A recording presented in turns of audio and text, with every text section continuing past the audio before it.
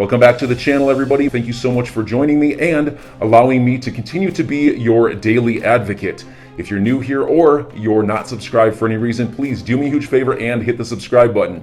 Thank you to all of you who have been watching and following me for so long. It truly means a lot, and I'm glad that I can be this person. Well, it's certainly true that XRP is under heavy attack from the SEC in the United States. The rest of the world gives zero FOX. They do not give a single damn, not one single damn. Look at this headline from the Crypto Basic. 31 regulated Japanese cryptocurrency exchanges to list XRP by month end. Folks, that's only several days or so from now.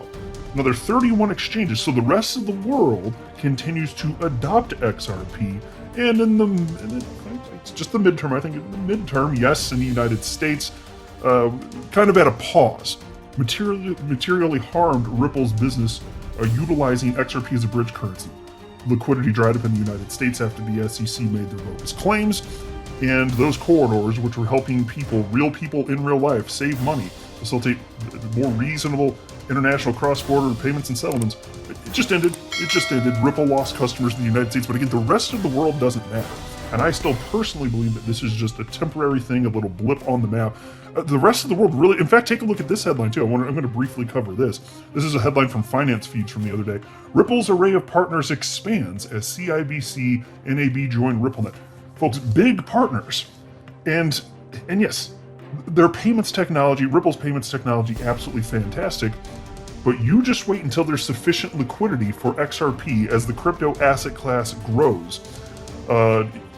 Yes, adoption is going to increase at an exponential rate. What do you think that does for supply and demand? Because XRP is going to be held by more people. What do you actually think? Supply and demand here. It's early days. We're going through the tough time, but one day perhaps we'll look back and call these, sans the SEC incident, we'll call them the good old days. I'll tell you what. I have a feeling I'll look back in like a decade or two with fondness for this period, by and large. Also, I want to share with you something briefly from attorney John Deaton. He highlighted Gary Gensler, how Gary Gensler, SEC chair, is ignoring a crucial Howey factor because of reasons. But before going any further, I do want to be clear, I do not have a financial background of any kind. I'm not offering financial advice, and you definitely should not buy or sell anything because of anything I say or write. I'm just an enthusiast who enjoys making YouTube videos about crypto-related topics, but just as a hobby and just for fun. So here you go, you want some good news to start your day? Look at this, 31 regulated Japanese cryptocurrency exchanges to list XRP by month end. The Japan Virtual Crypto Assets Exchange Association, or JVCEA for short, a self-regulatory organization for the Japanese cryptocurrency industry, has announced that XRP, alongside 17 other cryptocurrencies, will be listed across various crypto exchanges in Japan. Now, folks, do you know why this is happening? Because XRP is decentralized and the SEC can't stop it, and XRP itself is not a security. It is not going away. I am not worried about XRP going away personally. I am concerned about, and I don't think this is likely, it's still, sure, worried about potential bad outcome and what that would mean for market participants in the United States and entrepreneurs developing on top of the XRP ledger in the United States, sure. But even at that, I'm still optimistic that it's more likely than not justice shall be done here. But anyway, peace continues.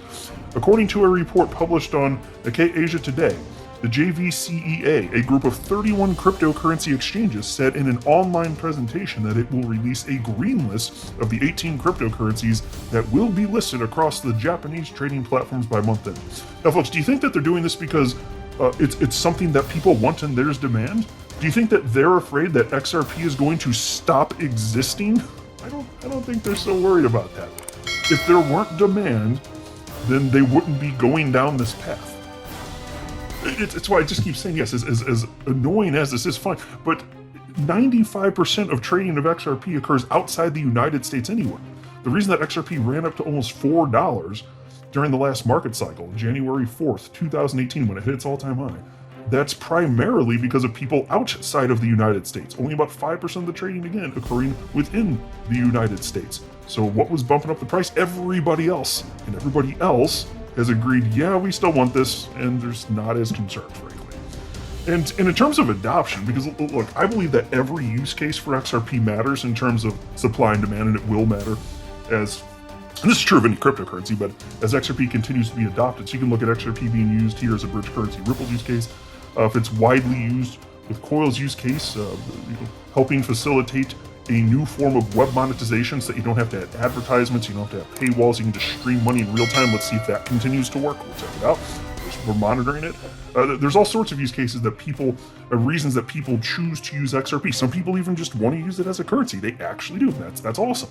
So for every single reason, that's going to, the more that happens, the more supply and demand factors play out. So you can extrapolate that over time. And so with XRP, even just if you're just looking as a bridge currency, because it's the most famous and well-known use case for XRP, even if you're just talking about this one, and this does not make it a security, because again, there are multiple use cases, all sorts of other reasons beyond that too. But even if you're just looking at this particular use case, my gosh, if you're talking about a crypto asset class that's worth, over $100 trillion in terms of market cap at some point, which certainly seems realistic. You're talking about individual cryptocurrencies in the trillions of dollars, the ones that are actually useful, the most useful.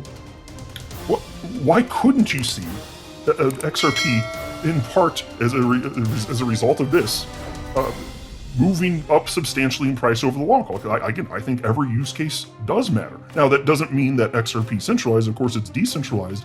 But we're just talking about a use case existing, solving real problems for real people. Don't you think that's going to impact the price of XRP over time? Well, if it continues to get adopted and more participants jump in and there's more demand for the whole crypto space, yes.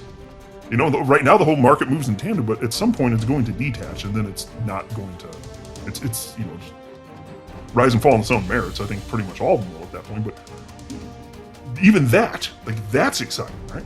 So here's the headline from Finance Feed. Ripple's array of partners expands as CIBC NAB join RippleNet.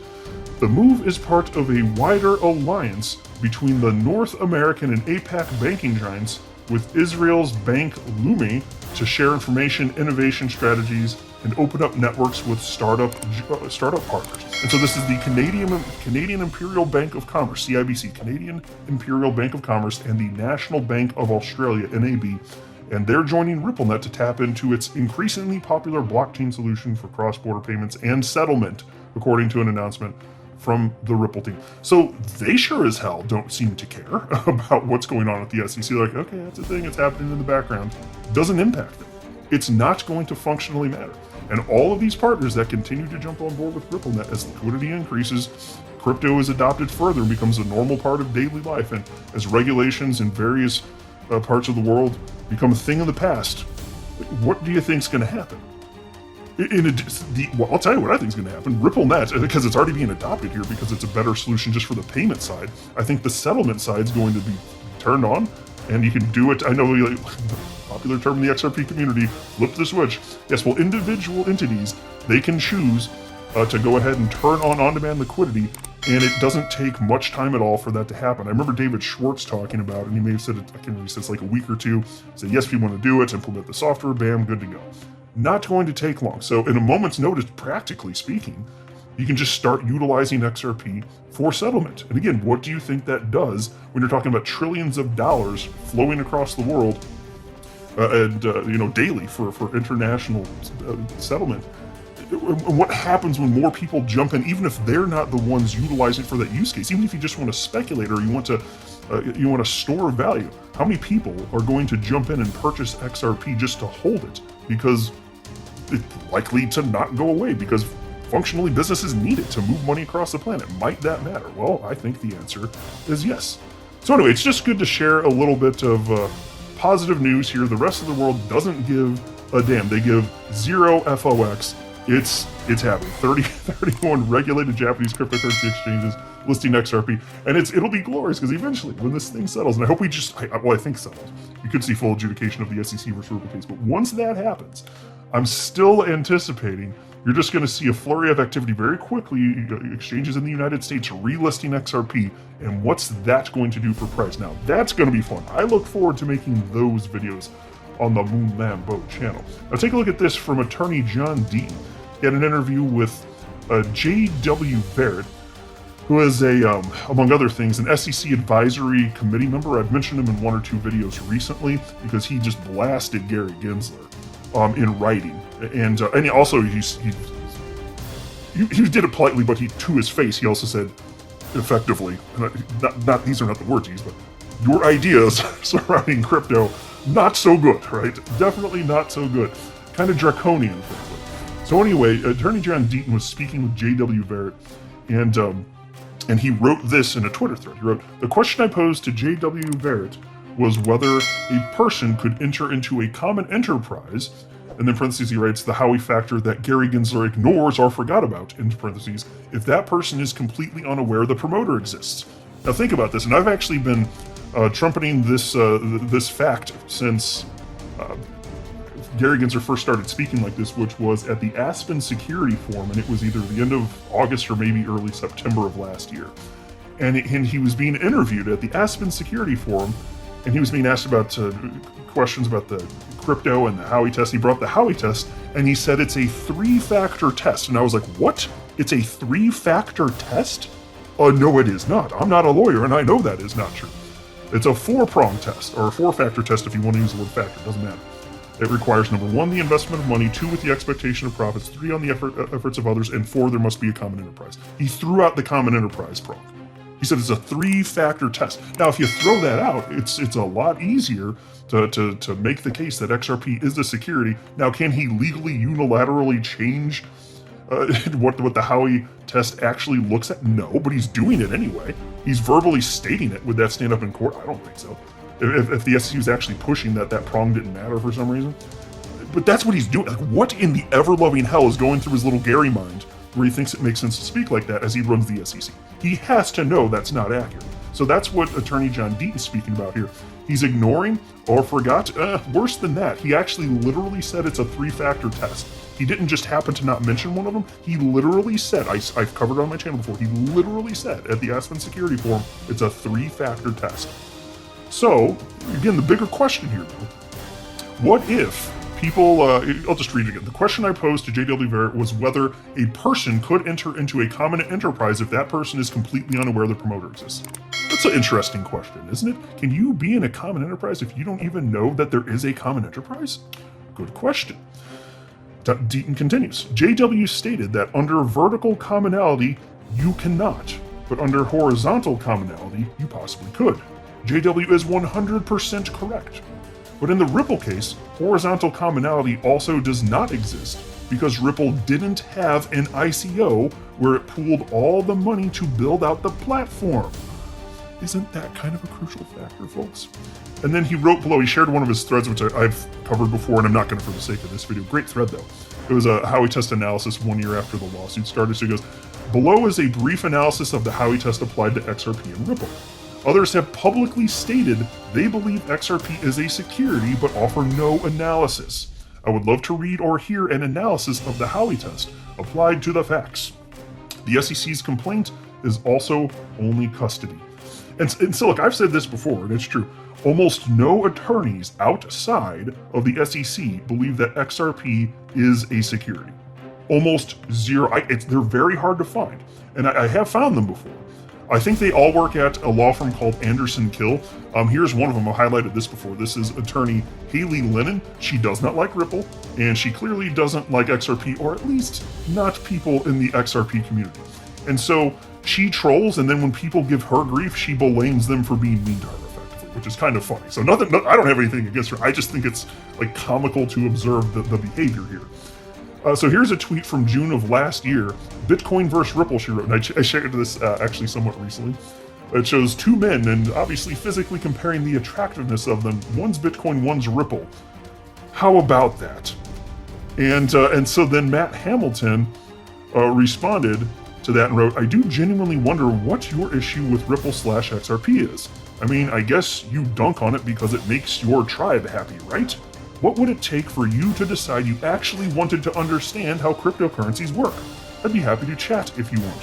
Haley Lennon then responded and wrote, I think it's a security and will be deemed as such. So there you go. We did find it. So these attorneys do exist, but I think it's because they're biased. The attorneys that I've found, and I've only found a few of them, it's her and her lawyer buddies at this Anderson Kill law firm. They exist, but they have strong bias against Ripple and XRP. That's what it looks like. right? So she wrote, I think it's a security and will be deemed as such. So when John Deaton says, hey, love to see you apply your analysis to the Howey test here, fun little conversation, that would be fun to see. She's never done that publicly that I'm aware of anyway, but she says it's a security. And then, here it's just trolling people more. Here's a tweet from May of last year. She wrote, I might hate the Doge army even more than XRP army. Yeah, you're not picking fights though. Then here's another one from February of this year. Someone asked me last week if the XRP army still exists. I'm sorry to report they do, and they are dumber than ever. See? But of course, we're the problem, right? We and the toxic XRP community.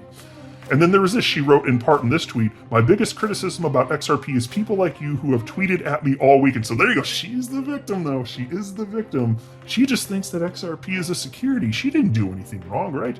She didn't compare the physical attractiveness of two men as one being Bitcoin, one versus Ripple. She didn't say that Doge army's even, that she hates him even more than the XRP army, which she hates, as she admits there, hates very much. And she didn't say that someone asked her to look at XRP and see if they still exist, XRP arms, see if they still exist. And she didn't call us dumber than ever, did she, right? So enjoy your day, everybody. I'm always here for you. Leave any comments or questions below, and be sure to subscribe. But thanks, everybody. I really appreciate you. Enjoy your day, and I always have your back. So thanks so much, everybody.